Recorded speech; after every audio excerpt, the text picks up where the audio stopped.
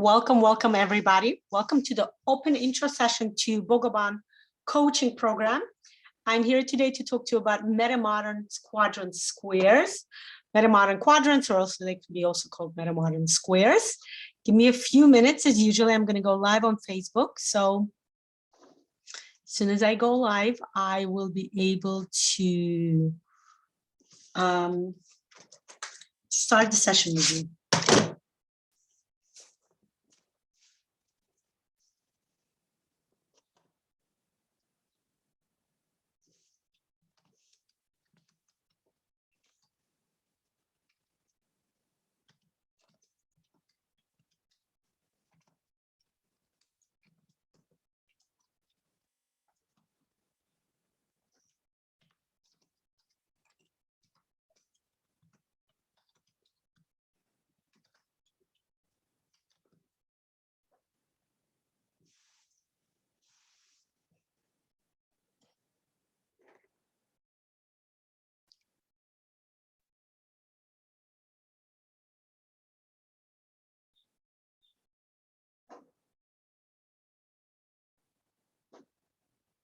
Welcome, welcome, welcome everybody on Facebook.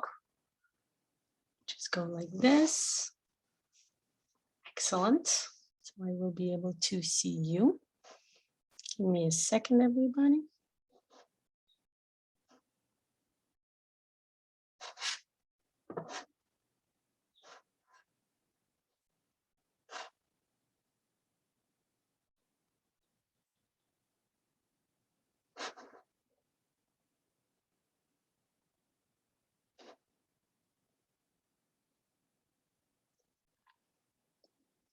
Welcome, welcome, welcome everybody. I am live on Facebook now. I want to make sure I see myself. Everything is here. Okay. Welcome everybody to the intro session to the Bogoban coaching program. I am here today as an intro. Hi Marina, how are you? Long time no see. I'm so glad to see you, dear. Welcome, welcome. Welcome everybody. I'm going to wait a few minutes while everybody's gathering. My name is Lana. Shalom. I'm a certified Bogoban specialist. I'm a specialist in paradigmal analysis. I'm actually a part of the neuro design instructor. So within the next few months, by the end of this year, I should have my neuro design instructor's certification, in which case I will be able to start certifying others as a Bogoban specialist. For now, I'm here to talk to you about what Bogoban program is. What is a Bogoban idea? I'm going to go a bit backwards. I'm going to give you a background information of what is Bogoban. I'm going to start with something called MetaModern quadrants or MetaModern squares, okay? To start telling you what this amazing idea, this amazing philosophy, what it's about, how it works. Some of you may know me as a Neurographic instructor, and both Bogoban and MetaModern quadrants and Neurographica were created by the same person, Pavel Piskarev, PhD, PsyD. Pavel is the creator of the MetaModern quadrants idea, the philosophy, which I will be telling you in details today. Because it's important in order to understand what Bogoban is about, it's important to start understanding how it's tied in, what is the idea, what is the background, and that's what I'm here for, okay? Just make sure. Give me a second. Let me see what's happening here. I want to see if anybody wrote anything to me. Yes, okay, I just want to make sure I am clear on Facebook. Everybody are able to see me. Okay. Welcome, welcome, welcome to put likes, welcome to share on your page if you're interested in this, if you would like your friends to see this, and welcome to share the link to this video, okay? So let's start, okay? Without much further ado, let's start talking about something called MetaModern quadrants or MetaModern squares.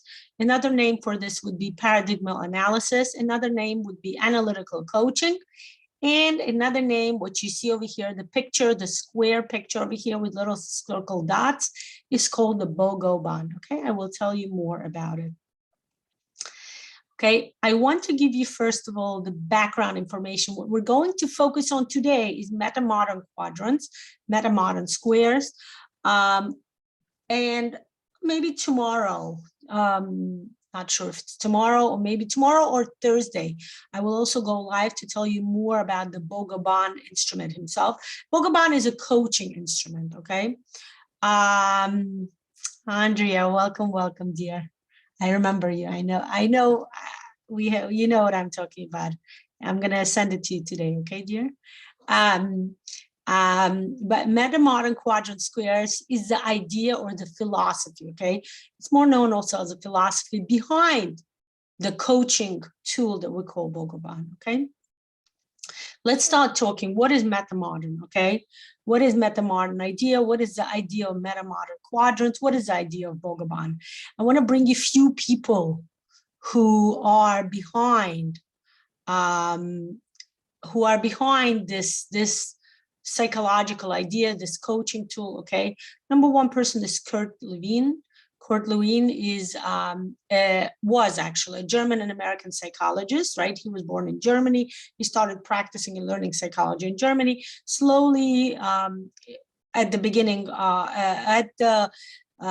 of last century, when Nazi regime came to power in Germany, he, as many other Jewish psychologists, were forced to leave the country. Kurt Lewin moved to America. He actually moved to Philadelphia. He was a big part of the development of social, organizational, and applied psychology in United States. Okay, as you can read here, Lewin applied himself to applied research, action research, group communication.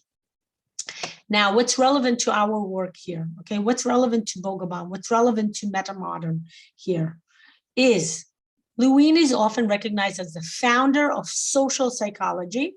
He was the first one to study group dynamics and organizational development, okay? Group dynamics is what we are working here. When we work with Bogoban, we bring in group dynamics, okay? We bring in the idea of using, facilitating various group dynamics to work with your goal, with your topic, okay? Okay, force field analysis. Again, another background to understand what Bogoban is about. This is what, this was the finding of Kurt Lewin. Okay, forced field analysis provides a framework for looking at the factors that influence the situation. Okay, there are different factors that influence the situation. If I have a goal in mind, in order for me to reach it, what do I need to do? I can work with myself. I can work with certain circumstances of myself. Hi, Lana, how are you? Welcome. But also, I have to keep in mind that there are social circumstances, social environment within, around myself, and of course, around my topic that I need to deal with. Okay, and that's the hardest part, right? It's harder to deal with a social situation. You can't change the environment. I mean, you can in a way, but it's harder than changing yourself. Okay, for some people, it might be the opposite. Some people may say, actually, the opposite. It's harder for me to change myself than changing my environment. So the idea here is, again, this is systemic structure. The idea here is to work with both parts, okay? So let's continue reading what else was a part of force field analysis, okay? So Kurt Lewin said that let's look at forces that are either driving movements toward the goal, okay? This would be helping forces, or blocking movements toward the goal, hindering forces, right? That's what we usually work with. We take the stuff, we take the pluses, right? We always consist of pluses and minuses. We take the pluses, those are the circumstances that work in our favor, the circumstances that help us reach the goal. And we also have to keep in mind the minuses, the circumstances that hinder the keeping us from reaching our goal, our blocks, our inhibitions, right? Something that's holding us from moving forward, right? So the key to this approach was Lewin's interest in gestaltism, right? We're all heard of Gestalt, right? Understanding the totality and assessing a situation as a whole and not focusing only on individual aspects, okay? Which is what I was telling you, right? Of course, we can start thinking, okay, how do I reach this goal? And just think about, how do I do something? but it would be much more helpful, it would be much more holistic to approach any goal you have with an idea of keeping in mind all of the, all of the environment, all of the surrounding around me. Okay, understanding what else is, looking at pluses and minuses, looking at inner part and outer part, right? Looking at what I can change within myself and what I can change within my environment. Do I want to change? Can I influence? Is there anything I can do? Okay. Further, he says, the totality for an individual life space is very important, derives from the perception of the reality, not the objective viewpoint, okay? Whenever we approach a goal, we don't look at it objectively. We always look at it subjectively. We are subjective. We have a goal in mind, we want to reach it. We only see that goal. It doesn't matter if that goal doesn't look appealing to somebody else. It doesn't matter if it looks foolish or silly to somebody else. This is our goal, and we are trying to reach it to improve our own our own life, to bring comfortability to our life. And that's something too important to understand, that when we deal with something, we're not just dealing with our own, although we want to only deal with our own subjective views, but there are other views, there are objectivities, there are, again, like I said, environmental circumstances that are that surround this goal, and we need to deal with it. We need to understand, how does it work? So the approach developed by Kurt Lewin is a significant contribution to the field of social science. Social psychology is what I want to bring in, right? Process management, change management, okay? Let's go further. In 1947, in an article, Lewin coined the term group dynamics, okay? He described this notion as the way that groups and individuals act and react to changing circumstances. Okay, we all interact with each other. Even if it's my goal, this goal may in some way react you or influence you, right? Like when I learned to do Bogoban, it wasn't just influencing me, although I used it a lot to develop and to reach my goals, but it's also influencing you because now I'm bringing it to you. So group dynamics and individual dynamics, right? This field emerged as a concept dedicated to advancement of knowledge regarding the nature of groups. How do groups work? What are their laws? What is the establishment, development? Again, social psychology, right? Interaction with other groups, individuals and institutions. During the early years of research on group processes, many psychologists rejected the reality of group phenomena. Remember, this was before all of the famous group psychological experiments, right? Where one person in a group would say one thing and the rest of the group would say something else. And you can see the effect. There are many experiments like that. You can see the effect, how the group, right? If a person looks at the black object and says, this is black, but the group will look at you and say, no, this is white. You can see they showed experiments how the person will change his mind. They will start admitting that the black thing may be white because the group is saying so, the majority rules, right? Remember, this is the very beginning. This was way before that. This is what Kurt Lewin started, right? He started saying that, you see, to the groups, the critics started saying the group do not exist as scientifically valid entities, okay? Lewin developed and applied his own formula, right? B equal FPE. You explain group phenomena, okay? Where a member's personal characteristic, signified by letter P, interact with the environmental factors of the group. E, its members, everyone, in the situation to elicit behavior, okay? So the behavior will be a sum of personal, individualistic, and group. P is personal, E is group for everyone, right? F is a phenomenon. Okay, we need to keep in mind whenever we work with something, even if it's a very personal, deep, right? If you have a very inner, deep individual request, right? Individual goal, you have to keep in mind that we can never achieve it by ourselves. We always need to work with an environment, with a group phenomenon. And by group, I mean, not just an environment, a physical reality where I live, my house, my home, but also people around it. Most importantly are the people around it, actually. This is what we're dealing with. Group dynamics is about people. You are being a part of the group, okay? Again, Lewin was part of the beginners of the Gestalt psychology, right? And the idea here, and this is the main idea of Bogoban, to remember, the whole is greater than the sum of its parts. okay? The whole is greater than the sum of its parts, okay? We're dealing with a whole. We're gonna work with different parts, but at the end, we have to look at the whole. In the beginning and the end, we always look at the whole, okay? He theorized when the group is established, it becomes a unified system with supervening qualities that cannot be understood. Give me a second, please. Just realize. Oh, it's recording. Okay, good. Just want to make sure it's recording. Okay. Oops. Wait a minute.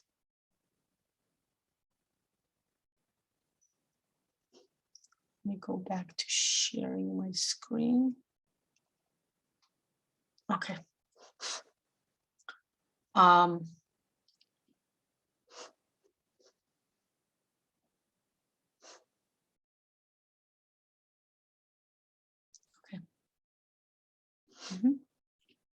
So going back to Kurt Lewin, he theorized when a group is established, it becomes a unified system with supervening qualities, excuse me, that cannot be understood by evaluating members individually. This is what it's all about. Whenever we deal with a goal, we must understand that it's a holistic approach, right? It's a sum of different parts, including the parts that we cannot see, including individuals, including groups, or parts of the groups that we are, that we do not see, that we do not fully understand, and we cannot deal with because we don't see it, we're kind of blind to it, okay? This notion that a group is composed of more than the sum of its individual members quickly gained support from sociologists and psychologists who understood the significance of this emerging field, okay? Many pioneers noted that the majority of group phenomena could be explained according to Lewin's equation, and insight and opposing views were hushed, okay? The study of group dynamics remains relevant in today's societies, okay? Now, Kurt Lewin, who was born 1890, and he actually, in 1947, he passed away, right? Part of this idea in 1947, his article that he printed was right before his death, right? So he didn't get to develop this much, but let's go further. Let's go see who else took this idea and went further. Besides the whole slew of social psychologists, which we're not gonna go, I'm focusing on something that has to do specifically with what we're dealing with the Bogoban idea. Okay, Carl Gustav Jung, right? Everybody familiar with Jung, influential psychologist who established the field of analytical psychology. Do you remember the beginning, right? I told you, MetaModern Quadrants. We're dealing with Bogoban coaching program, also called paradigmal analysis, also called analytical coaching, okay? That's the development of Carl Gustav Jung. Idea of human unconscious, human subconscious, right? Collective unconscious, collective subconscious, right? Individual unconscious. Who wants to know more? Welcome to watch the Pyramid of Consciousness. I have actually not just one, 3 or 4, at least as far as I know, 4 open sessions. You're welcome to go to my YouTube channel called Lana Shalom. I have a playlist. All my videos are already arranged in playlist, and you can find it. I have a playlist of open Neurographica session because the Pyramid of Consciousness is part of Neurographica, and it's also part of, this is very important to understand, it is also part of Bogoban system, okay? Everything is tied in. When you know that this was created by the same person, by the same inventor, right? Pavel Piskaryov, you understand that things are connected to each other, okay? So Jung is known for his theories about personality types, introversion, extroversion, shaping behavior, and everything else. And this is a part of what influenced Pavel Piskaryov, the founder, to create this program further. Let's go next. Bert Hellinger, right? His full name was Anton, but he's known as Bert Hellinger, a German psychotherapist associated with a therapeutic method best known as family constellations and systemic constellations. Okay, this is the idea. Systemic structural work, understanding and connected to family constellations, systemic constellations, right? Something we also call movements of spirit and mind. And what's important to understand that Hellinger started this in the middle of last century. He recently passed away. It's been only 3 years. It's really wild to think the idea that this person was 94 years old when he passed away, and he continued practicing, giving lectures, explaining, giving understanding, explanations, and everything that he came up with until his very death, okay? And people took his ideas and went further. Okay, let's meet those people. One of the major people to meet with, Matthias Varga von Kippet and his wife Insa Sparer, right? German philosophers. Matthias is a German philosopher. Insa Sparer is actually a German psychologist. They actually worked together. They founded Institute for Systemic Training, and they took, of course, the idea of family constellation, systemic constellation, and developed it further. He developed systemic structural constellations, systemic therapists, right? Again, focusing on systemic structural constellation. Okay, very important to, again, what I'm giving you is a background on how Bogoban came to life. Okay. Next, Franz Rupert. Those of you who heard of family constellations, systemic constellations, probably heard of Matthias Varga von Kippet and heard of Franz Rupert, because both of them are one of two or most famous followers and developers of systemic constellations further. Okay, so if Matthias Varga and his wife Insa Sparer took the idea and started developing further into systemic structural constellations, right?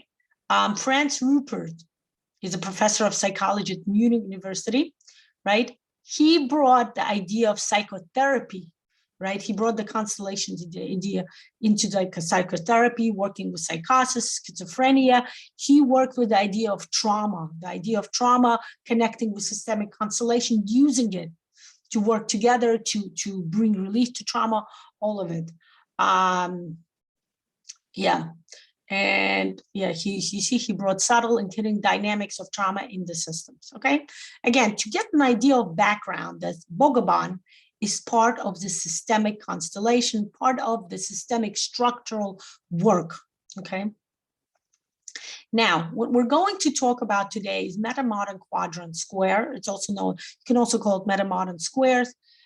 Something that's also referred to as paradigmal analysis. Okay, if you start understanding this, you will be able to understand how and why Bogoban works. Okay, let's start understanding, what does it mean, paradigmal analysis? What is a paradigm? A paradigm is an example of a pattern of something. It's a worldview underlying the theories, methodology of a particular scientific subject, right? It literally means, it comes from the Greek verb means to show, and it means to show an example or a pattern. Okay, for example, a paradigm shift is something that we refer to as an important change that happens when the one's usual way of thinking is kind of replaced with something new. Okay, that's called paradigm shift. You probably heard this phrase. It's a famous phrase, right? Used in movies, used in philosophies, you know, any kind of like writings, right? What is a synonym of paradigm? Be the words matter, model, pattern, example, standard, prototype, archetype, ideal, criterion, paragon, exemplar. Okay. Paradigms are patterns of beliefs and practices that regulate inquiry within a discipline by providing lenses, frames, understanding, right? A paradigm may be a thought of a mental representation about how something is structured, okay, about how something functions. Okay. Right. I give you an example. A definition of a paradigm is a widely accepted example, belief, or concept. An example of a paradigm would be an evolution. An example of a paradigm is that the earth being round. Okay. You can use one word like the word of evolution, or you can use a phrase. That would be a paradigm. That would be your attitude, your opinion, your idea. Okay. Paradigm, there are four main trains of research philosophy that are distinguished and discussed by many authors. Positivist research philosophy, right, based upon positive ideas, positive psychology. Interpretivist research, right, interpreting something. Pragmatic, right, more realistic, right, not as opposed to, let's say, positivist. And realistic, Okay, pragmatic and realistic. Pragmatic, I would say, would be more negative. Again, bringing you the idea, notice 4 ideas, okay? The idea of MetaModern quadrants is created as concept, as kind of not created, but kind of honed down by Pavel Piskarev, is based upon meaningful words and context-based hierarchy that highlight main ideas within structural systematic approach to any topic. The structural systematic approach is any topic can be broken into 4 parts, 4 paradigms that would be represented by 4 words, 4 phrases that we refer to as 4 quadrants. Those 4 parts build upon each other sequentially and go from step 1 to step 4. Okay, this is the idea. Any topic, any idea can be taken and broken into 4 parts. Okay, we always start over here. We do not, most people start over here where it says number 4, but we don't start there. We start over here, look at it as a clock, the way the clock works, right? Remember the clock works over here, 12 is here, and then we start 1, 2, 3, 4, 5, 6, 7, 8, 9, 10, 11, 12. It's always starts at the center. And that's how we start. The very first quadrant, always the upper right side. Okay, that's number 1. The first idea will be here. The second idea will be going clockwise underneath, lower right side. The third idea, the third quadrant always belongs on the lower left side, and the fourth idea belongs on the upper left side. The way we work is we always go from 1 to 2 to 3 to 4. Sometimes a person feels like going from first idea to the fourth idea, but that would be skipping steps 2 and 3, which are very important. I'm going to tell you more about this now, okay? Now, this is based a lot upon the idea that Stanislav Grof came up with, a Czech psychologist, came up with explanation how a human life works. We're going to actually go into it. Let me see if I have this further. I have it. Give me a minute. Let me find it. Here. Stanislav Grof's perinatal matrices, right? So step 1, he talked was a perinatal, where the baby is in gestation for 9 months. Step 2, he talked about separation. And notice how it goes also the same way. It's also going from the upper right, lower left, and upper left, okay? We always go in quadrants like this, 1, 2, 3, 4. Okay, the idea that Stanislav Grof had about perinatal, having gestation for 9 months, then separation, the start of the birth. We're going to talk about this in more details later on. I just want to give it to you quickly.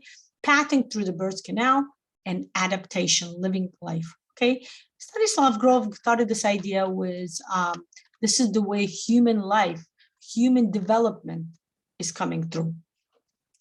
Now, let me ask you, is it possible for somebody to go from gestation to life right away without going through the separation and going through the birth canal? Okay, 4 would be 4. You're right. Thank you for that, Alona. I took this picture from Pavel's presentation. I'm gonna fix it. Thank you for that. It's so funny, nobody mentioned it to him. Okay. So the idea here would be, if I ask you again, can you go from in gestation, being pregnant, to having a baby without going through separation and birth canal? And people for the past 100 years can tell me yes, because we hear of birth happening through something we call C birth, right? Cesarean, C-section. Okay, and that's when, without pathing, the baby is able to be born without pathing through the separation and the birth canal. Separation is usually the beginning, the onset of the birth, the onset of when people, when pregnant women start feeling contractions or water breaking, right? But when people go through C-section, they don't go through those most of the time.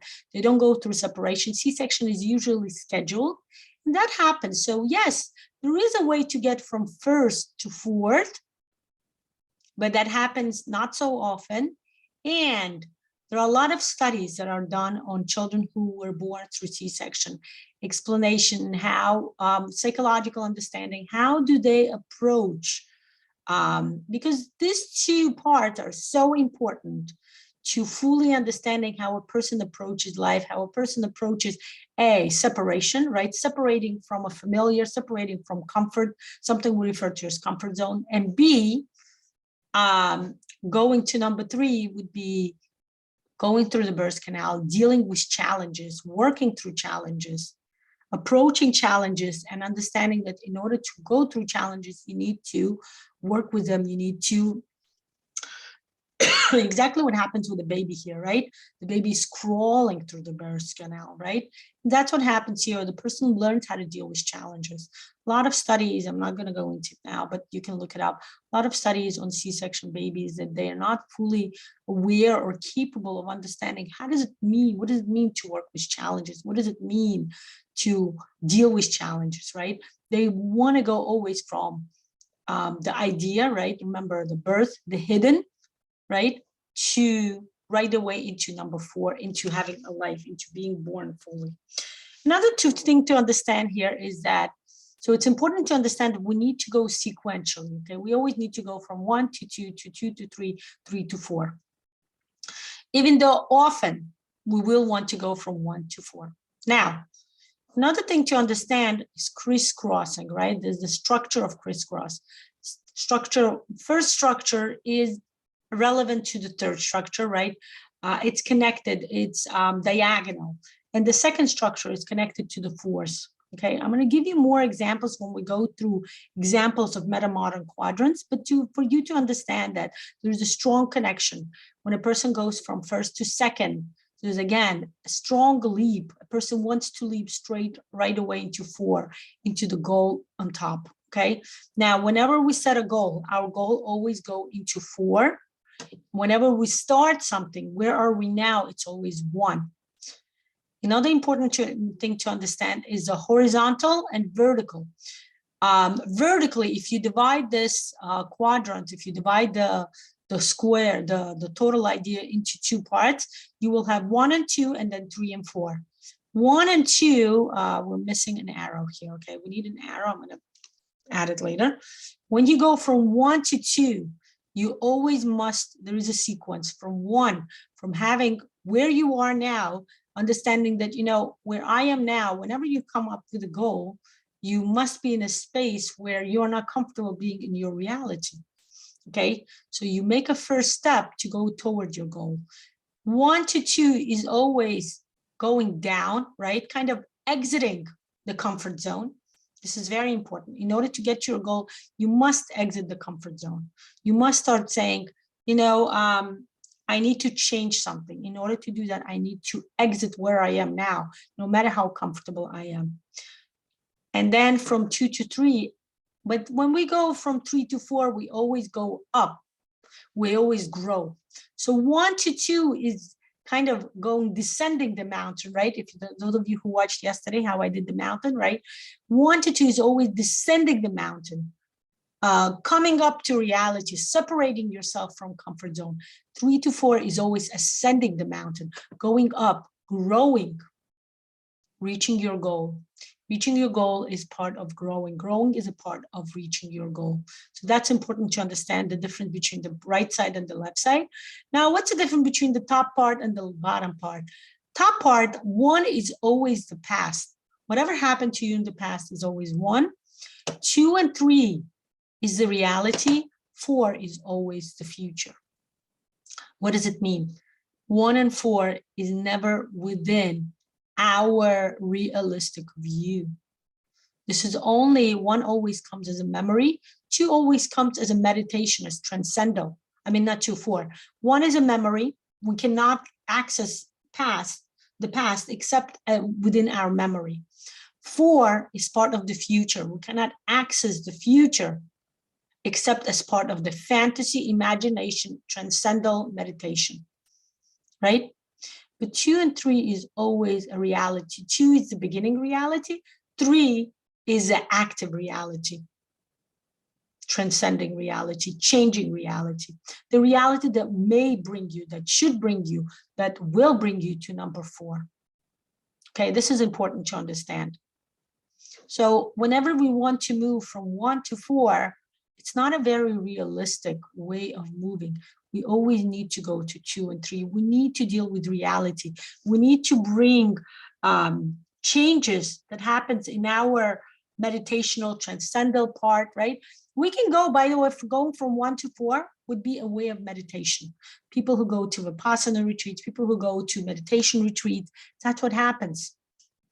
You can easily go from 1 to 4. A lot of people did it. I personally did it.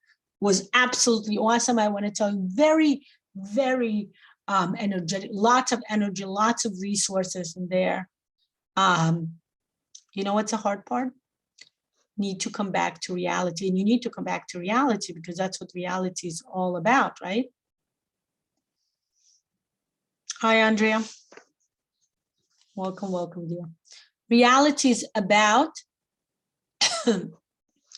connecting yourself, the ideas, right? The person, by the way, when you go to sleep, you enter number 4. Okay, but when you go to sleep, 1 and 4 interact with each other because you have often your dreams consist of some memories and some future fantasies, imagination. So this is important to understand. 1 and 4 are connected,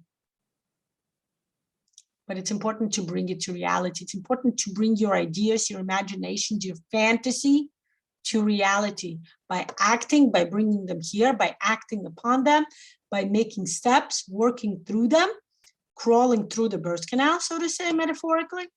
And that's how you grow. That's how over here, we're going to talk about it more details now, but over here is the change. Over here is the future. Over here is the messianic understanding. For those of you from a religious point of view, messianic understanding, you know, this messianic point that the Bible talks about, the idea that when the Messiah comes, the world would be an ideal way to live. Hey, Andrea, welcome, welcome, dear. I remember about you, okay? I just want to let you know. I do remember about you. And the idea that in order to bring changes in the world, in order to bring the ideal understanding of how the world will be, we need to start working through the reality. Unless we change the reality, yes, we may jump from 1 to 4 by bringing transcendental, bringing meditation, but that's not enough. Prayer, right? Prayer is part of the transcendental and meditation part, right? Very easily through prayer. I personally experience it. I know so many people who experience it. They easily go in prayer by praying from 1 to 4, okay? But it's important to understand that we need to descend to earth, right? Descend the mountain. Remember what I said, descend to heaven, descend to earth, work, do realistic work, and then that will bring changes to the ideal world. Let's go further. I gave you a systemic structural understanding, but let me give you examples to fully understand the idea, okay? Okay.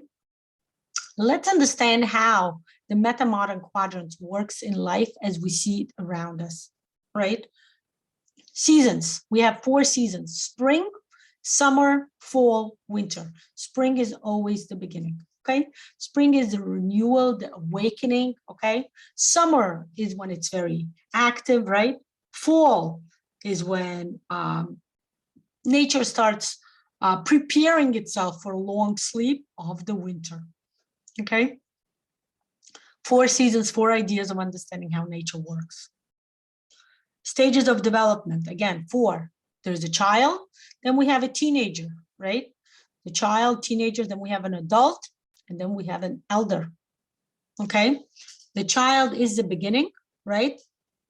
Child appears in this world, getting to know the world, introduced to the world, starting to understand how the world works, seeing the reality only through the eyes of the parent. Remember, this is the important part. The childlike attitude to life is seeing the world only through a very innocent and very, unrealistic, a very innocent, very childlike approach to life, right? I get what I want. If I want something, I ask and I may get it. My parents' words means the most important thing in the world, right?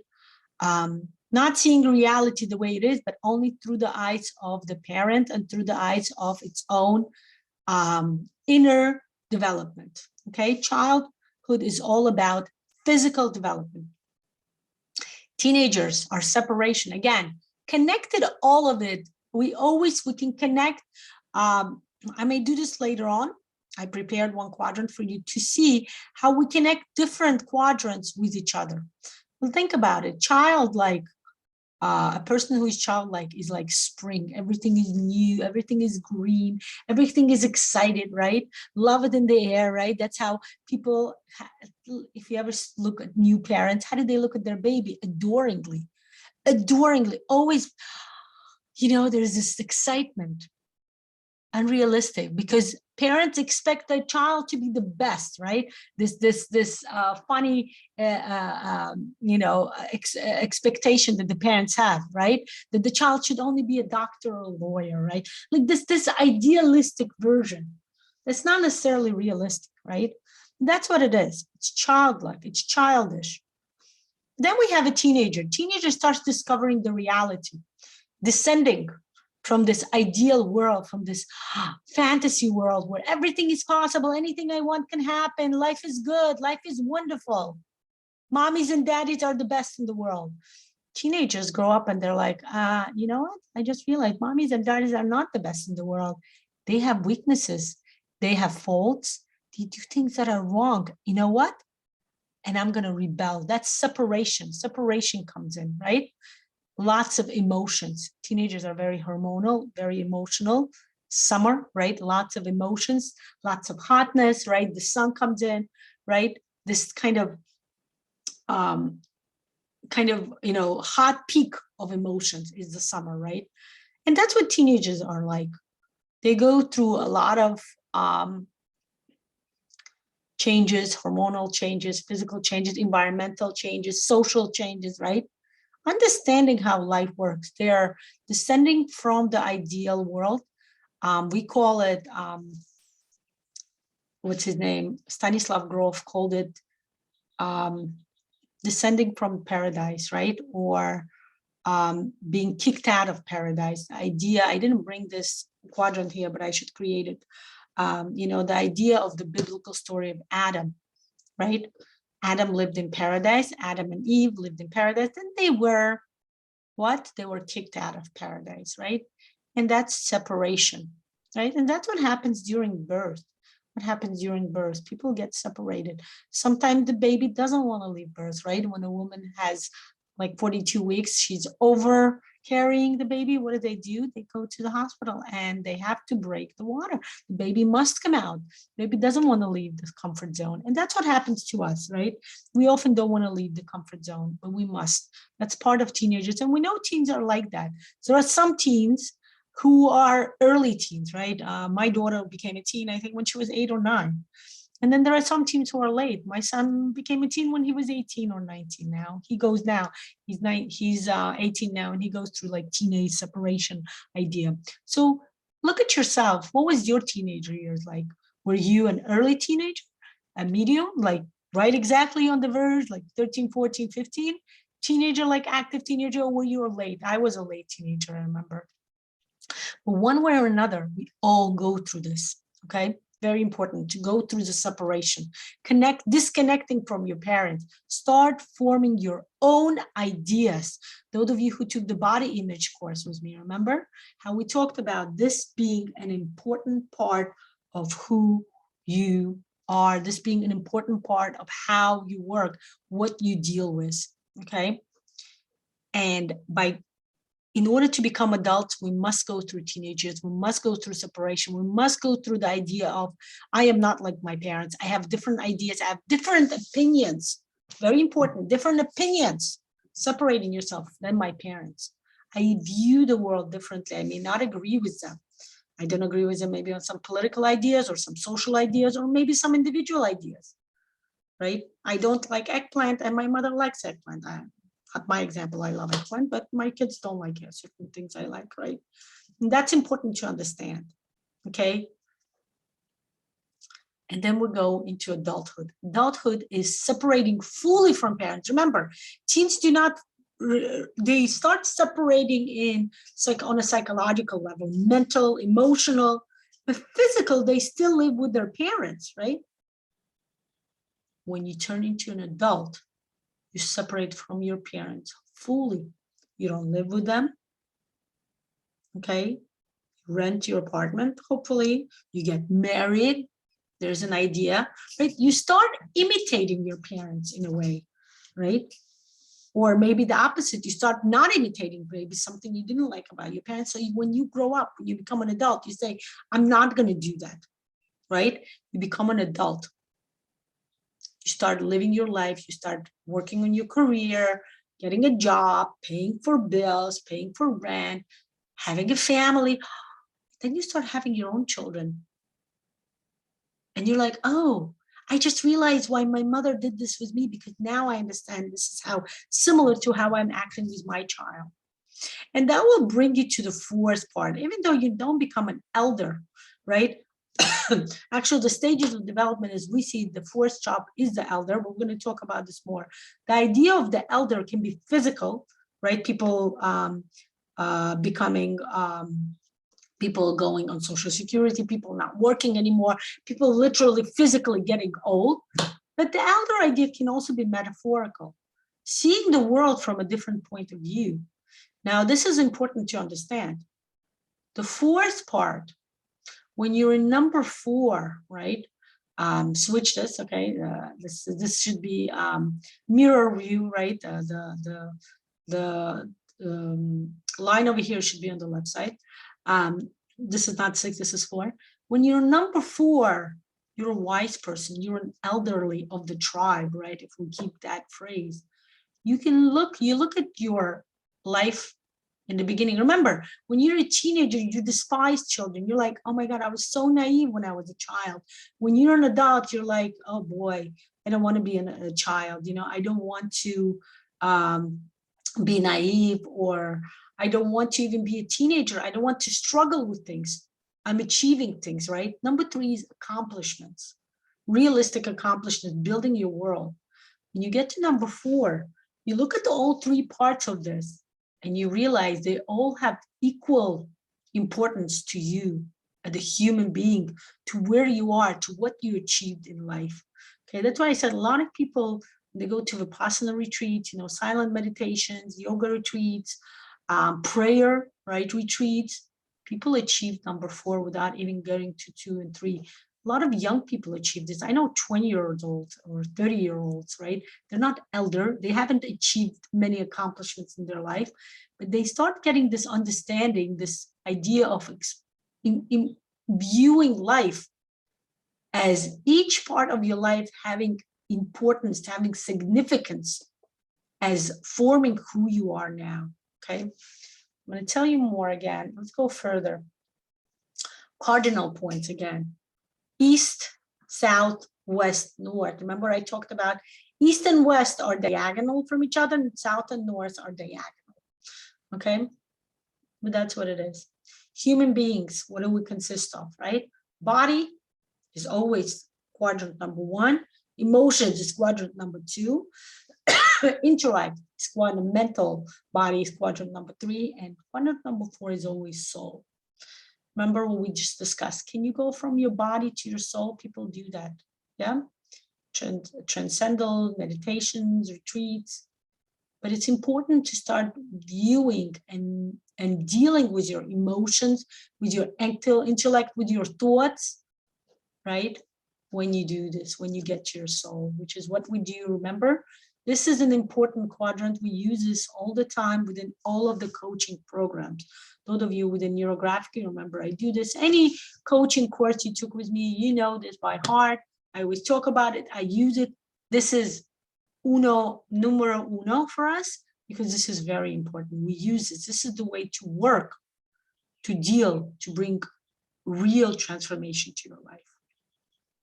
State of matters, there are 4. Solid, again, let's compare to this, is like body, right?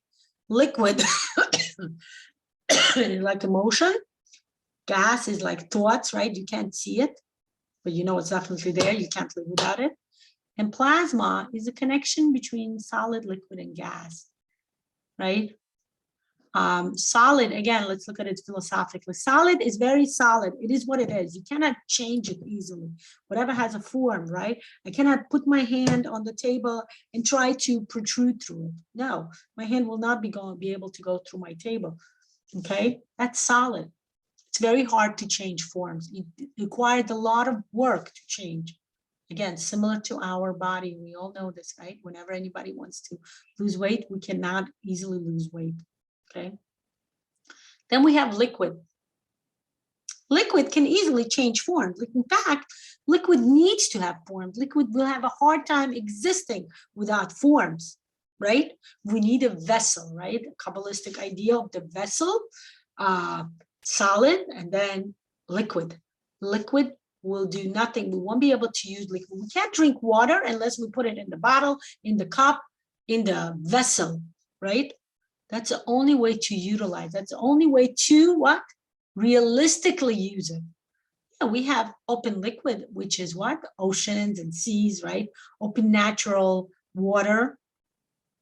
But we need to use solids to access it, right? So solid and liquid are connected to each other a lot. Then we have gas, which really doesn't need any vessels, which really doesn't need any forms to contain. It's everywhere. Gas is everywhere. We can't live without gas, right? We can't live without oxygen, right? We all know about photosynthesis, how trees give us oxygen, and we give them what do you call that? Carbon monoxide, right? They are the opposite of humans, right? They also utilize gas, but we can't see gas. We don't understand what it is. Can you show it to me? No, I can't, right? And that's what it is. That's similar to thoughts. That's similar to intellect. And it's everywhere. Gas is everywhere. We don't touch it. We cannot understand it, right? We don't have any physical connection to it, but we know it's there and we know we can't live without it. And the last one is plasma. Plasma is this connection, is a kind of, they put together the liquid and the gas and the solid, right? And they make plasma, right? Like plasma TVs, right? The highest level TVs we have now are plasma TVs. You know, it's also called, I think, LED, right? Liquid something. Remember when I was looking into it to buy a TV, I remember reading what LCD or something it's called. Liquid something, right? But it's kind of liquid, kind of dots. It's like liquid and solid and gas connected together, and they form a plasma. And that can be used realistically within life, right? And you choose how much solid, how much liquid, and how much gas you need to use to form something new, to form something realistic. Stages of development. Those of you in the specialist course, you know this, I did this. Step number 1, right? Education and training, right? Childhood. What do we do? The whole childhood is about education and training. Teenagers are about beginning practice. We all know about teenagers. They start doing, remember in school, they do like volunteer work. They start working. They start getting paid. Start understanding the value of money, right? Going back to psychology of money, what I gave you yesterday. The idea of fully realistic understanding of money happens in the teenage years. Adults are about active practice, right? If teenagers is a beginning practice, started to understand, what do I want to do? Maybe I'll volunteer here and I volunteer here and I volunteer there and see what do I like. Active practice is consulting. I mean, active practice is adulthood, and it also comes with a bit of consulting, right? Which is what I'm doing here. I'm giving consulting. I'm explaining things to you. I'm showing things to you, right? The last part is after you have so much experience, what do? You do mentoring, right? You train further, right? Now the Bogoban here program, I'm not training you. I won't be able to give you any certification except my own certification that you underwent this. That's why it's called the coaching program. It's not a course where I give you, where I certify you fully, but that's something that will come in the future. And if you take it with me now, in the future, like I said, by the end of this year, when I'm fully certified as a neurodesign instructor, I will be able to give you the basics and the specialist certification. And once you sign up with me, the rest is going to be easy, okay? But that's what happens with a mentor. Okay, what I'm here is now as consultant, right? But it comes later as a mentor. Okay, how do we approach any project, right? First, we have discomfort. We have reasons why we want to reach a certain goal. Then we have a goal. We're like, what is my goal, right? Those of you in my intro to coaching course, remember we do this, right?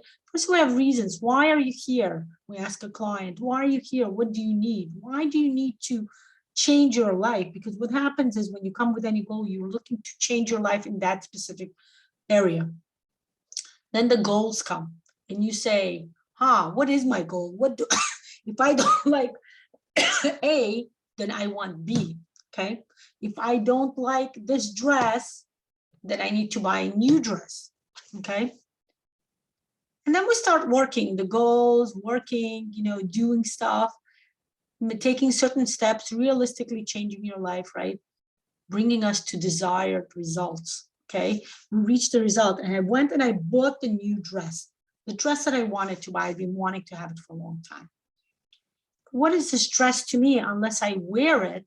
And that would be the effects, right? So remember in coaching, we always ask, what are the effects? What do you think? How will this change you? What will you be like after you reach your result? Okay. And that's called effects. Effects are always higher than reaching results. Remember that part. Okay. It's not about me buying a dress. By the way, I did that, right? I bought a few dresses. It's in my closet.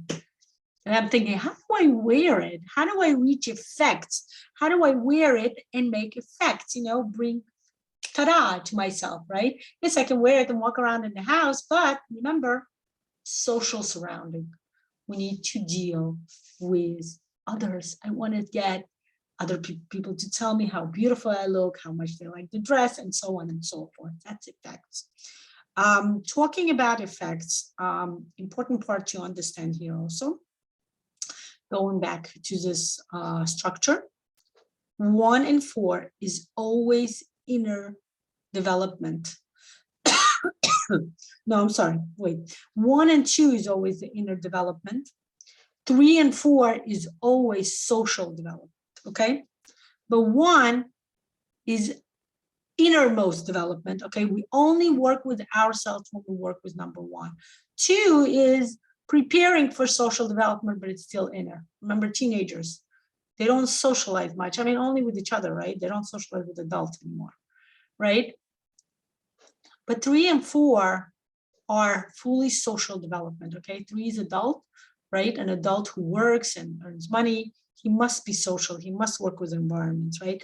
We're not talking about even, yes, introverts also work. Yes, we have programmers who only sit down and work at home and all of that stuff. But you need to work with people, right? You can't get paid without selling something to others, right? Or without getting paid, or without one way or another, you need to deal with others, okay? And that's number 3. And number 4 is when that interaction between yourself and the society becomes the most harmony, right? Harmony, like I said, messianic ideas, right? The idea of the utopian world, the idea of the ideal world, okay? Let's go further. We work with this, we work with this. Of course, elements, okay? Although we have 5 elements, you may argue with me, but the earth is always the middle.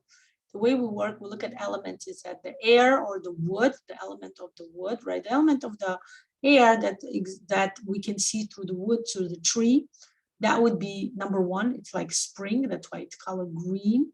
It's like a child, it's very new, it's very exciting. Then we have the fire, which is teenagers, right? They're like fire, nobody can argue with that, right? Very hot and heavy, right? Then we have metal. Metal is adulthood, right? Adulthood is this metal. You have already formed ideas, formed understanding, formed philosophy, and it's kind of hard to change your mind, right? That's what adults are all about, right? Fire, by the way, think about what fire is. It easily shifts, it easily can go from one place to another. Air or wind, okay? Another word for wind, for this element would be wind, also easily changeable, okay? So we have also water. Water is the last quadrant, it's the last, we know it's the highest element, right? Water is everywhere. Water is everlasting. Water is the element the world was created with water, and water constantly wants to take over. Okay, water is kind of the biggest element here. Okay, but we need to go through all kind of parts, or we need to go through all elements in any project, in any development, in order to fully get through it. Okay, earth is between fire and metal. In order for fire to become into metal, we need to go through earth elements. Okay, all of this explanation, by the way, if you're interested in learning more, understanding more, please watch welcome to sign up for the Neurographica course, where I discuss this in details and much more in length. Okay.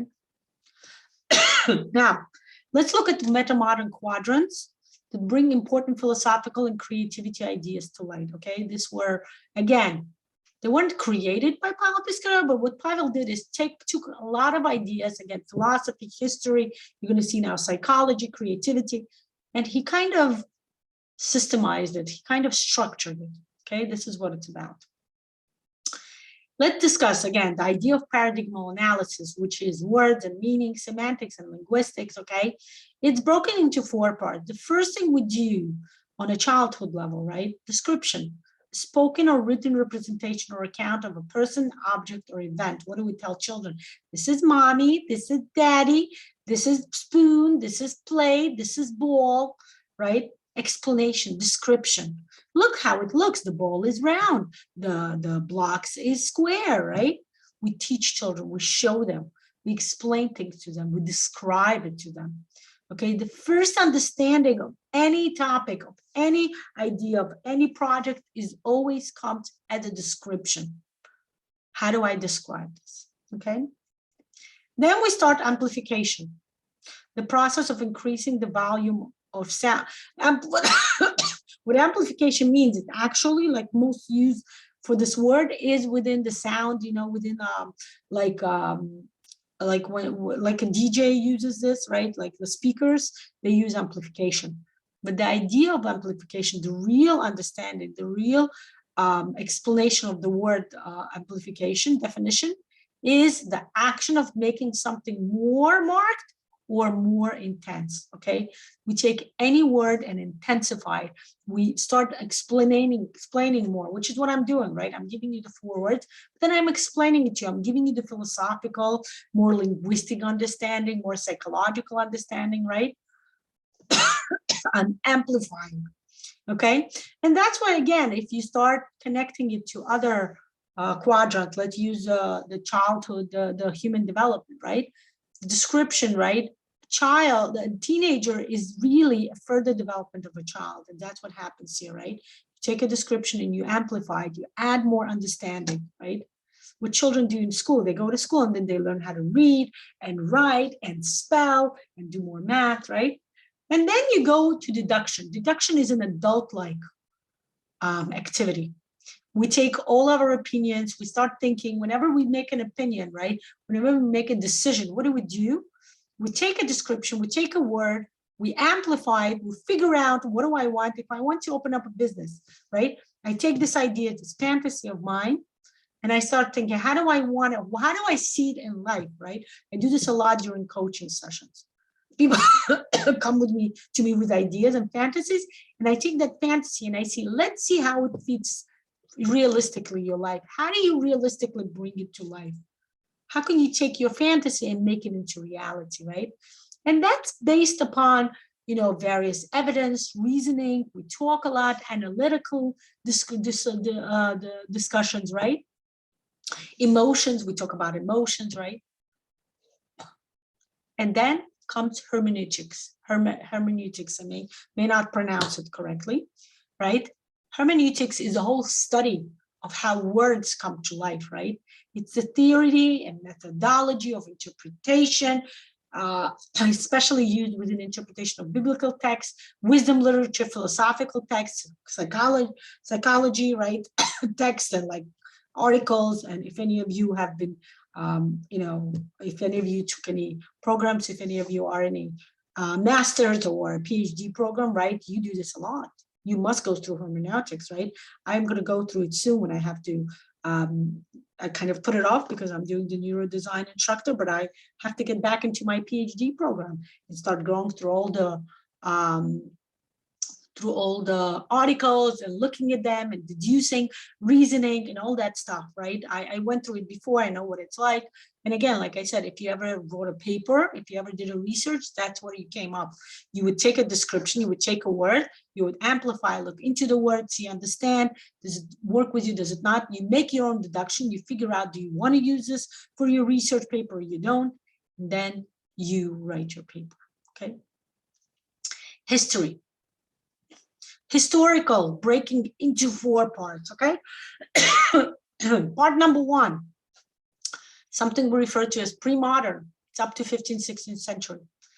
Very beginning, creation of the world. Now, people can have different creations, right? Scientists say that the world is only a certain, the scientists say the world is like millions and billions of years, right? People who read the Bible, who interpret the Bible, say it's only whatever the Bible says, right? According to, let's say, the Jewish years now is 5,800. I don't remember now. Please forgive me. I don't remember the exact, but it's 5,800 something. Okay. So again, different accounts of how the world was created, but it doesn't matter. The first quadrant is the creation of the world. Just like when Stanislav Grof came and started telling the human development stages, right?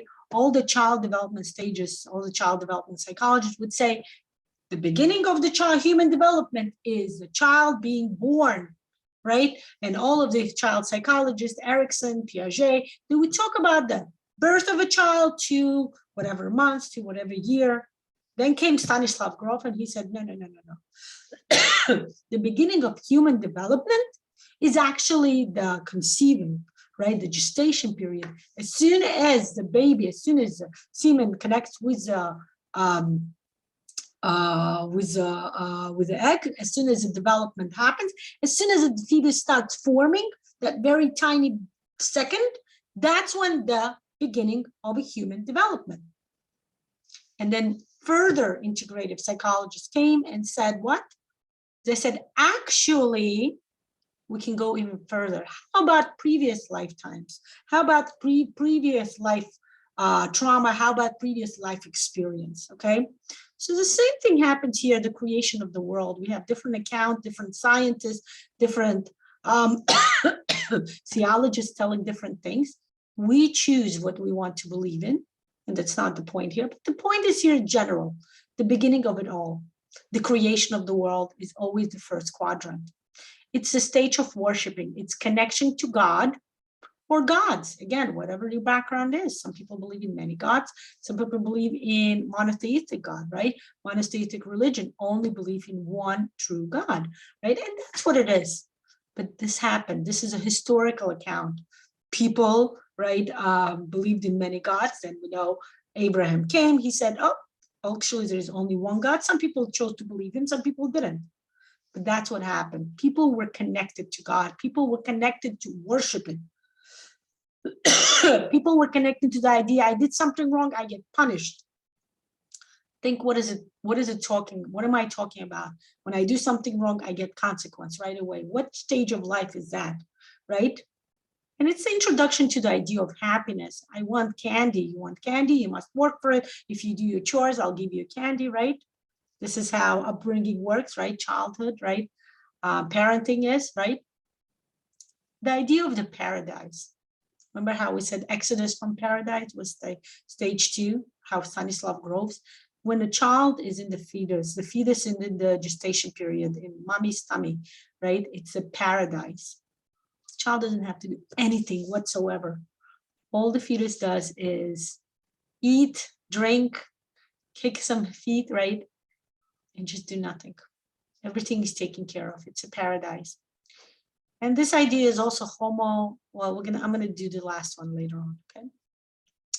But homo naturalis, okay, natural human being. And again, this is referred to a childhood stage of development. The second quadrant, the second part, the second historical period is the modern, we refer to as modern, right? Renaissance period. What happened during Renaissance? Everybody waking up, everybody is like, oh, what's happening here? Logic and reasoning became very important. Social realm is important. Separation from God came, right? People are like, I don't know. I start believing in science. I just discovered that the human being evolved from a monkey, right? The idea of maybe there is something else. Maybe God is not the most important entity in the world, right? And again, remember what happens in the childhood. Parents are, and by the way, parents are representative, symbolic representation of God, right? Parents are the most important. But what happens here, separation from God, I should also put a slash and write parents, right? Separation from parents, teenager year. I don't agree with you, Mom. I want to stay out until it's very late. I don't want to come home at 10 o'clock. I don't want to have a curfew. You shouldn't be telling me what to do. You shouldn't be telling me how to live, right? Teenagers. Separation from God, no longer seeing parents, or God in this case, as the most important entity in the world. Seeing the reality, seeing the fact that there's so many bad things happening in life, and asking, how is it possible? Why, God? Why? Right? Was the most important question that people who survived Holocaust asked. Religious people would say, why, God? Why? Still people ask that question, right? Science development came, right? Again, logic, reasoning. Art and innovation, industrialization came, right? This part, by the way, was more agricultural. This one is industrialization.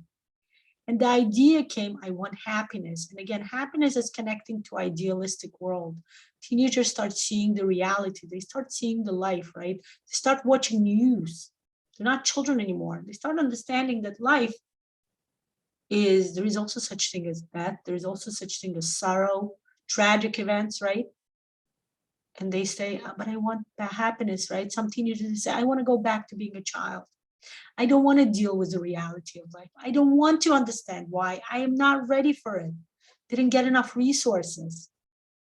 They want to go back into childhood. They try to shelter themselves from reality.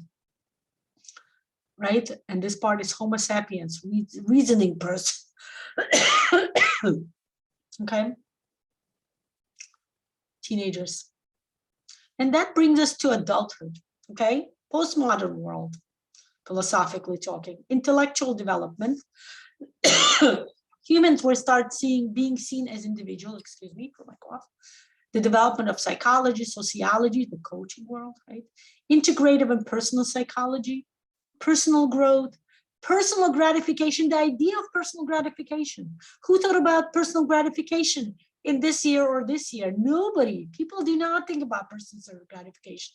Survival was the most important goal of people in the first and the second quadrants. Who thinks about who would think about personal gratification? Are you kidding me? If I'm survived, if I had a hire who would survive me, people would die young. Right nowadays, people live, thank God, to much older. Active search for happiness. Where is God? The question is, remember over here, it's like, I'm not sure God exists because there's so much bad happening, and asking why God, but over here is like, God, are you here? Are you still here? It's like, adults. They live separately. They have an apartment. They pay for rent. They have their own family. And they call their parents and say, how are you? How are you feeling today, right? Are you still here, God? Right? Viktor Frankl's one of the psychologists in the last century, his famous book, Person in Search of Meaning, right? That's the name for this quadrant. Person in search of meaning, the meaning of life. What is life? Again, this is called Homo Confucius. I don't have to translate this, right? This is Latin, but I think you understand. Confucius, confused. I know there must be God. I know there is something bigger here, but I'm so busy with everyday life, going to work, earning, paying rent. I'm tired, right? But you call your parents once in a while and you say, how are you? Right? And you remember the time when you were a child, right? Remember, the first and the third quadrants are connected. When you're an adult, you're connected to childhood. You remember your childhood.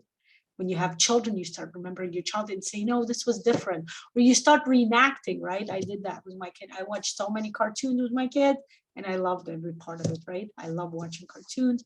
And I enjoy that part when I would watch my childhood cartoons with my children and connect to them, right? And connect to my own childhood, right? And then comes the last quadrant, the MetaModern, the new human being. No boundaries. This is where we are now, guys. We are in MetaModern philosophy, historical part. We are new human beings, okay? No boundaries. There are no boundaries. Look at the world. No boundaries. People do whatever they want to. Everything is valid, right? No boundaries in human form. No boundaries in physical form, right? You can take anything and turn it into anything. You can start as one human being and become somebody else. Transgender, right? All of this. When was it? 2 or 3 years ago, actually. I went to this lecture, I was at the conference, I went to this lecture where they talked about how LGBTQ, and it's plus, because it's keep growing. There are more ideas coming up. People come up with more ideas, how to bring no boundaries to their idea, right? How do they bring what? Why do they do this? Happiness. Looking for happiness, making happiness is a reality, making a conscious choice, right? I brought here laughter yoga, laughing, reality. We are in many people say we are in MetaModern world. Many people say we are still searching for MetaModern world, right? Many philosophers will say we're there, we're almost there, but we're not fully there, right? Many sages, many Jewish sages say, one of the famous one, the Menachem Schneerson, right, the Lubavitcher Rebbe, he says, we are in messianic times, but we're not fully there. We're just in the beginning. He says we're at the feet, right? We are we're knocking on the door. The door must open up. We're building. And this is the idea. We're building the MetaModern world, right? The connection between the third and the fourth. We're constantly in the third. Remember, the fourth is always the future. Can you be in the future? Right? This famous joke when a person says, how come whenever I wake up, tomorrow never comes? How come tomorrow is always tomorrow? Because that's what it is. Tomorrow is always tomorrow. But there is a strong connection. We must always grow. We must always go up. We must always ascend the mountain. We must always do the work here in the third quadrant, so then we can reach the fourth quadrant. So we can start building the new future, the messianic world, the Homo Beatus, which means beauty, harmony, happiness, right? Remember, happiness being the key word in all four. Wisdom. We must choose whatever part we need. This is what we do when we need to deal with our childhood. What do? We go to therapy. We deal in a therapeutic. We need to make sure our childhood, we're transforming our childhood to make ourselves happy. We transform our teenage years. We transform who we were when we were just becoming somebody, right? To become happy. We transform who we are now as an adult to become happy. Happiness is an important part of who we want to be. Okay. Again, historical. Okay. I'm already almost an hour and a half. I still have a lot of slides for you. I think I'm going to give you another session, okay? I don't want to go on for more than 2 hours. I don't know if I should. I'm going to give you a few more quadrants, okay, to understand the idea of MetaModern, but then I'm going to probably save half of it and give you another session, okay? Motivation. How can motivation be broken into 4 parts? Part 1 is I can do it, okay? That's the beginning. When you start achieving your goal, your motivation is I can do it. The second part is, you know what? I want to do it. The third part is I must do it, right? You must work. Remember, reality, adulthood. You must do this. And then you get to the idea and you say, you know what? I love to do this. Any project, any new knowledge you start, this is how it starts. I can do this, right? Remember when you started, most of you came to me through Neurographica. What are you doing now? You're looking and you're like, you know, it's not that hard. I can do it. Then you're listening to what I'm explaining to you and you're like, you know what? I want to do this. I want to learn how to do Bogoban, how to use a Bogoban coaching tool. You come to the project already. We are here now, first and second. Third and fourth will be at the sessions, at the program itself. When you come to the coaching program, the idea will be, I must do this. You need to do all the homework. You need to follow through. You need to work through it.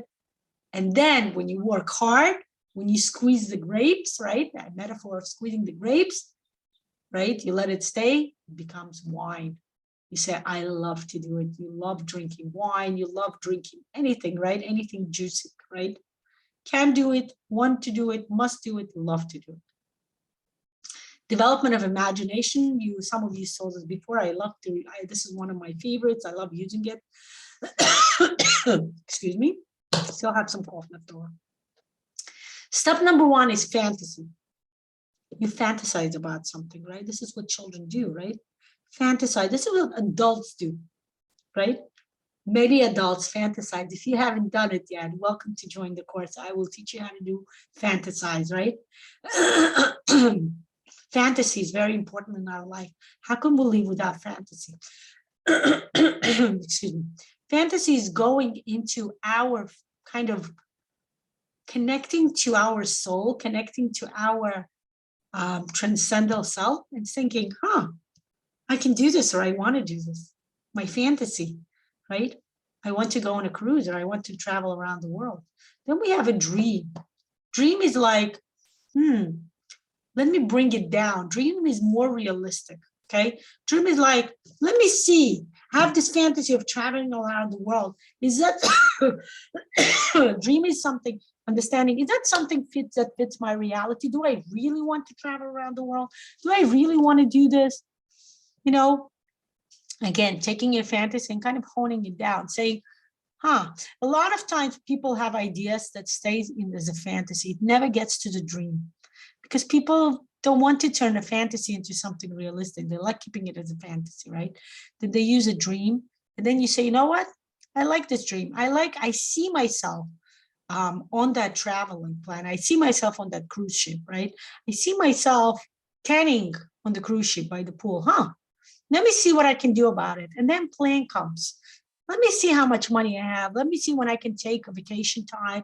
Let me see what my spouse or my partner, let me see what my children, when they can come off school, right? A lot of time people take vacations when school is off, right? People with kids only take vacation when school is off. I mean, not me. I usually work differently, but most of the time I take vacation when I want to take vacation, but people go, with realistic. Remember, we talked about environmental surrounding. Excuse me. Okay, planning. And the fourth part is realization, taking your plan and bringing it into reality. Planning is like booking a cruise ship, buying the clothes that you need, actually getting up on the day of the day the cruise leaves. I went on the cruise once, I remember, getting in a taxi or somebody driving you to the cruise ship, checking in, and then that's realization, being at the cruise, right? Taking your time, enjoying yourself. That's what it is. Development of imagination. Like I said, one of my favorite. I work, not just mine, by the way, a lot of my clients choose to work with. It's very a great work to work with any goal, I would say. Activity, okay? First you have work, then you labor. Remember, childhood is more work, right? Growing and working. Then we have labor, because teenagers grow up and they're like, I don't want to do this. I don't want to learn chemistry. I don't want to learn history. I don't want to learn science, right? I personally love history. But so they're laboring. They're kind of like, I don't want to do this, but I must, right? Making themselves do work, okay? Then creativity comes when you become an adult and you're like, you know what? I have creativity. I think I'm going to take this and turn it into my work, right? People become designers. People come up with interesting ideas like where we are now, right? What many of you do, take Neurographica, combine it with your own thing, and you create something new, right? And then game. A game is the last quadrant. A game is like looking at life with fun, saying, sometimes I choose to do work. Sometimes I choose to do labor. Sometimes I do things that I don't want to do, but it must, like washing dishes for me, right? For some people, washing dishes is fun. My aunt comes over and I know I don't need to do dishes because she loves doing dishes, right? Some people love doing certain stuff, some chores, right? Right? Me, not so much, but I still do it because you must do it, right? I had a friend who would tell me that when she got married, she told her husband, look, I hate doing dishes. I hate doing dishes so much that what I'm proposing to you, let's buy and throw away dishes every week, right? He looked at her and he's like, does that mean, is that your way of telling me I must do dishes? She said, yes. So she does a lot of cooking and he does the dishes, right? Whenever I would come over her house in the afternoon, it would be full of dishes. And she's like, my husband will come from work and this will be empty. I don't have to worry about it. Otherwise, he knows at the end of a few days, if it's not done, I'm throwing it away and buying new dishes, right? And he doesn't want that because that's spending a lot of money. And that's what it is, right? Some people have different ways of dealing with labor, right? I do dishes. I don't throw away dishes. I don't tell my husband, you must do it. Although my husband sometimes does it because he knows I don't enjoy it, right? So it's working, having a harmony with each other, right? And then there is creativity, right? What is creativity? So a very smart person who I want to say thank you so much, decided to create something called dishwashing machine, right? You take dishes, you put it in, you turn it on, voila. You don't need to do dishes, especially when you have parties, especially when you have a lot of people, right? You just load it in and you don't have to waste the time. Again, for me, it's waste my time. Like I said, if you ask my aunt, she's like sensory work, lots of fun for her. Again, she makes it into a game. She turns it into fun, right? Where I am now, it's game. Any chores for me is game, right? Sometimes I do some work I ask certain things from my children. They do it either as work or as labor, right? Certain things they do creativity, right? If I ask them to sort something out, right? They would create something. They would take label, they would put boxes, put the name, and that's creativity. But game is the highest level. Okay, when you are looking at life as a game, when you are looking at life and you're saying, yeah, over here, I'm going to work a bit harder, I'm going to make money, and then I'm going to go buy or go on a cruise, that's game. Okay, understanding that life consists of all three parts: work, labor, and creativity. And being able, and this is the important part, not just understanding, right? A lot of people, when people go from first to last, right? Remember, from first to fourth, they understand how to make life into a game. But they don't know how to do that. They have no experience and they need to come back to reality to do this. In the fourth part, you need to be able not just understand, but being able to realistically do this, realistically understand that work and labor and creativity, each has a part of your life. And you must delegate. Certain times we do this, we must work, we must labor, and then certain times we have fun, we do creations, okay? I think I'm going to stop with you guys for now. I'm going to bring you another session. I think that's better than you guys getting tired on me. Game is a big part of childhood. There you go. Absolutely. That's right, Ilona. Important part. Remember, 1 and 4 are closely related to each other, right? We may see certain things as work, but well, remember, right? The kids play, and then when it's cleanup time, it's work, it's labor. Oh no, my kids still do this, right? Make them clean up because I need to vacuum your room, right? You need to clean up toys from the floor. Why do we do this? And they see it as breaking their creativity. Look, they tell me, and I feel bad, the truth is, right? But I tell them, look, at least every few days we need to vacuum your room and you need to clean up. But they don't want to. They say, but Mom, I created something new. And I tell them, fine, you can leave some part of your game, right? Something you created like out of magnet tiles and stuff, you leave, but the rest you must clean up, okay? So yeah, absolutely, game is connected to childhood. Again, the connection between first and fourth, right? Connection between childhood, right? How people say the elderly people are similar to children, right? They need to be taken care of. They need to be fed sometimes, right? Again, the connection. Yeah. Okay. I hope you enjoyed today's session. Hope you enjoyed today's open live session. I enjoyed bringing it to you. As you can see, I enjoy all of this. I enjoy the history part. I enjoy the philosophical part. I love the MetaModern quadrants. I have so many more planned for you. I'm going to tell you now. Okay. I want to tell you, I'm on slide 33 and I prepared how many? 55 slides I have all together for you, okay? So I'm gonna make another session probably because it's gonna take another half an hour to an hour and I don't wanna take it so long. Yeah, you're welcome, Ilona. I'm so glad you enjoyed it. If you enjoyed it, please let me know. Please write a comment how much you liked it, how you liked it. If you have any questions, welcome to ask me. Now, the MetaModern quadrants where I showed you, the 4 parts, is directly connected to Bogoban. I'm gonna make another session, hopefully Thursday or Friday, we'll see. I'm going to make another session where I connect the MetaModern quadrants to the Bogoban. I will give you an introduction to what a Bogoban board. You see it behind me right here, right on my here. I'm mirror-like, right? So on this side is a Bogoban, and you notice the connection to the MetaModern quadrants, right? The connection to being broken into 4 parts. Okay, and that's what it is. We work, Bogoban as a coaching tool is going through the MetaModern philosophy, MetaModern quadrants, taking any idea, taking any goal, using one of the MetaModern quadrants, right? One of the MetaModern frames, we call it, right?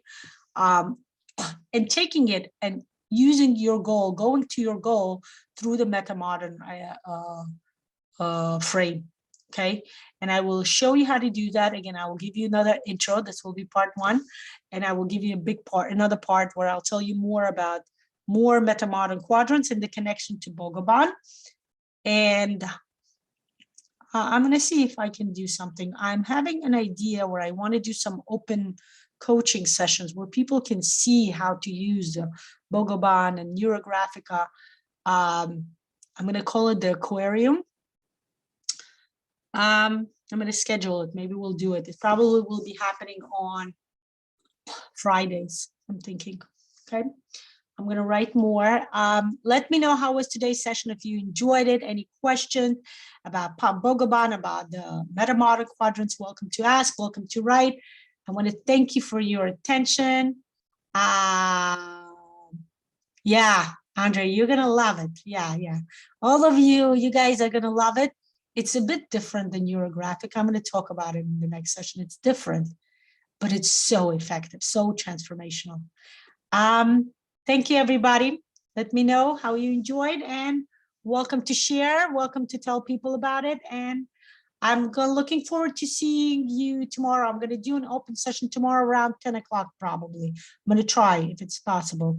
I'm going to talk about Neurographica in lieu of Neurographica sessions. We'll see. Or maybe not. We'll figure it out. I'll see what's going to happen tomorrow. But I will do another open session. Maybe tomorrow I'll talk more about Bogoban. We'll see. Wishing everybody a nice day ahead. Okay. Bye-bye.